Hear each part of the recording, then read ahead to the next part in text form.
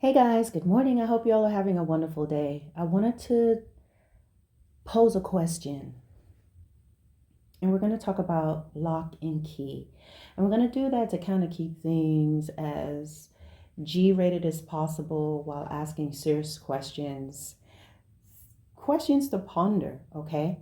With people who are in same sex relationships. I spoke about this in the past in a it was a different video, but I touched on this briefly and something to pose here as well. I just posted a video today about a children's book that I got for my daughter that had, just some content in it that I wish I knew was in it so I could make a choice. But while I was on the subject of that, it brings me to this question and just something that anyone can pose. Again, when I ask these questions, it's not to be disrespectful or try to make people feel bad. And this is also not the channel for anyone to disrespect comments or try to make disparaging statements about people who are gay or lesbian or pansexual, whatever their orientation is. This is not the platform to try to embarrass anybody, okay? So, we're going to talk about this, and it's a question. We're going to talk about the lock and the key. So, what do I mean by that? Women, by nature, we have the lock. Men have the key. When a man and a woman comes together, the lock and the key gets together and reproduction and intimacy occurs. So, what I've noticed in the case with people who are gay or lesbian, let's just go that way to just keep it simple. Okay, so you have women who get together and you have two locks, and then men get together and they have two keys. And what I have found is when the women are getting together intimately, the two locks does not appear to suffice.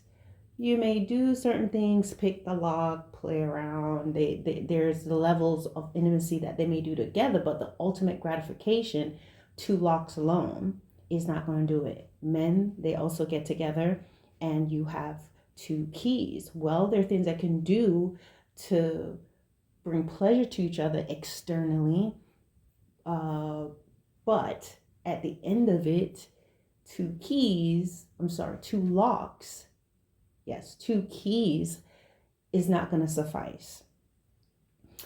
My opinion is because it is deeply ingrained in us, in our how we were created, is that there's supposed to be a lock and there's supposed to be a key. Okay, at the core of us, let's say our hard drive, regardless of what we may try to change, at the core of it, you will not be satisfied alone. Two keys and two locks cannot be satisfied, because deeply ingrained in us at the core is there should be a lock with the key or a key with a lock. So what happens? Well, because there is no gratification with two women, two locks, two men, two keys, they create a key and they create a lock. So in the case of two women, they go out there and they're going to buy a key. Okay. And then one of the women will either uh, adorn herself with the lock, with the key, in order to now connect with the lock of the woman she is with, or they buy a lock, or they go and buy a key and they use the key, you know, they connect that key to each other's lock, right? And this is going to be some sort of sex toy or something like that.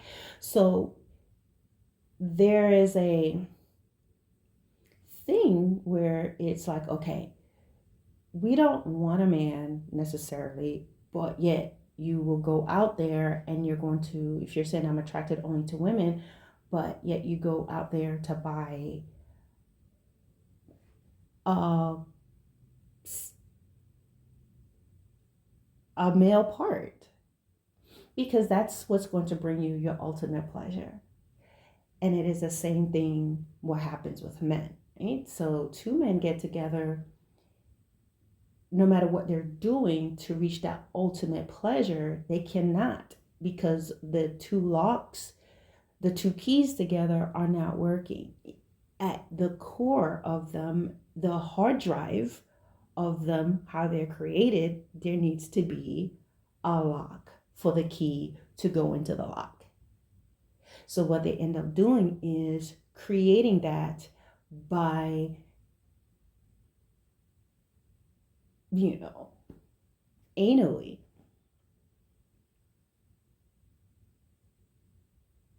Anally. Because in the case with men, they don't go out there and go buy a part because they can't go out there even though they have these toys out there where a man can get a silicone female part. That's not going to work for men. So what happens is they will now create an entrance by the only opening that a man will have that is in any way close to what a woman has naturally. So I know you guys understand what I'm saying. So at the core of it, those are the questions. In my opinion, it's because that's the natural order of things. That is my opinion about it. That is my view. That is the natural order of things. Yes, you may think a certain way, you may feel a certain way, you may have certain desires, but at the end of it all, you cannot find satisfaction alone with yourself. Your hard drive states there must be some sort of, in order to reach this level of pleasure and to be able to assimilate anything similar to that and to get that ultimate release, there has to be, you cannot possibly just alone by two men being together and doing certain things, and you may get some pleasure, but at the core, that build up, there needs to be that connection, right? And so in order to do that, you have to recreate what's naturally ingrained with us, that lock and key goes together. Not key and key, not lock and lock. You may try it, but you will not be able to reach the climax. You will not be able to reach that same level of pleasure and connection. And so the question I pose is, why is it, does it not bring a question to you or make you think anything, where at the end of it all, key and key, there may be some external stimulations, but at the end of it, you cannot get the full pleasure. Lock on lock, some external stimulation, but not the same. You will not reach that epitome of pleasure per se. So no matter what you may orient and say, this is who I am, at the end of it all, you still are bringing in what will assimilate, in my opinion, the opposite sex. Two women, even though you're in a same-sex relationship, you cannot, in order to get that pleasure, you're still bringing in what would normally be what a man would give to you. And then as two men together, yes, there are things you may be able to do, but at the end of it all, you assimilate what will be, like vaginal entrance. You're just doing it in the back. So it's ironic. All right, guys, so that's all I have to say about that. Again, I'm not here to try to disparage anybody.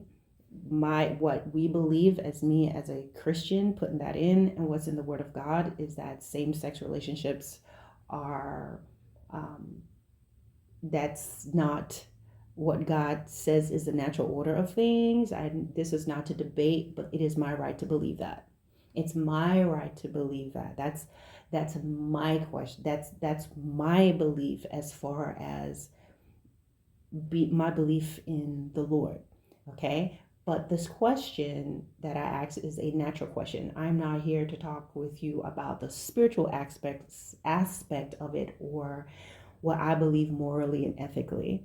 But if I was sitting with somebody who is gay or lesbian, and throughout my military career, I have met people who are gay and lesbian, um, and there's just things I will know because they'll talk about it, or just hear a lot of different things. So at the end of it, you still think to yourself, well, you know, that's interesting. Okay, so I'm not here to attack anybody. I am not going to. I feel like we should be able to have this type of roundtable discussion, and there should be a level of maturity with it. We'll take religion off the table. I just told you guys what I believe as a Christian, as a believer in the Lord, let's put it like that. But this question is not anything about whether you're sinning or not. This is a question of how ironic. That's a interesting twist in terms of the attraction, what you believe, but yet and still can't get around this particular thing. Okay, and I hope that we can have this talk without any sort of hostility. One of the things that I always say, and I like to throw it out there, I think of the Stonewall riot that happened in New York City. It happened in the Village. It was a time where gay people were being disparaged, they were being harassed simply because they were gay. And this took place about the ending part of June. I believe it was June 28th to June 28th, 1969 to July 3rd, 1969. It was a standoff between the gay people against the police because they were being harassed, and they weren't doing anything illegal, but they were being harassed, and they fought, and there was just a standoff for those few days. And that's how they stopped being harassed. So what I will always say to anyone now, when you have your freedom to speak, and as a gay person, a lesbian person, a bisexual, your freedoms, or whatever your orientation, whatever your freedoms are,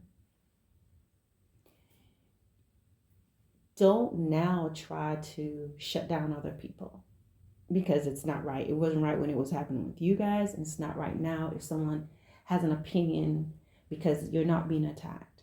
And I think sometimes, a lot of times, people feel like they're being attacked because they already feel uncomfortable, or they're used to being attacked. So if there's any questions, it comes off as, oh, you're trying to be funny, you're trying to be this, and that's not what I'm trying to do. So just something that I've observed. And again, it's like, could that be happening because, let's say, the hard drive, the very core of you, your body knows that, all right, for me as a woman, I'm supposed to be with a man, and me as a man, I'm supposed to be as a woman. So that is why you will not be satisfied just with two men or two women together. And in order to get the ultimate pleasure, release, connection, you must recreate or assimilate what's already preordained. Does that make sense? All right. Let me know your thoughts, and please keep it respectful.